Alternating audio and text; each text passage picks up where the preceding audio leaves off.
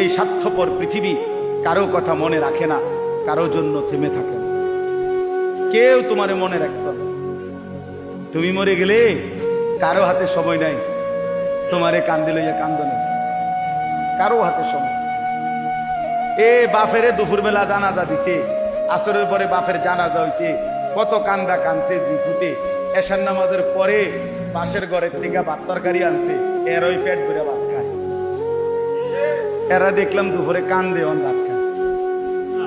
আরো গোস্ত লয়, আরো ফার্মের মুরগা লয়, তেলাপিয়া মাছ লয়, ডাল লয়।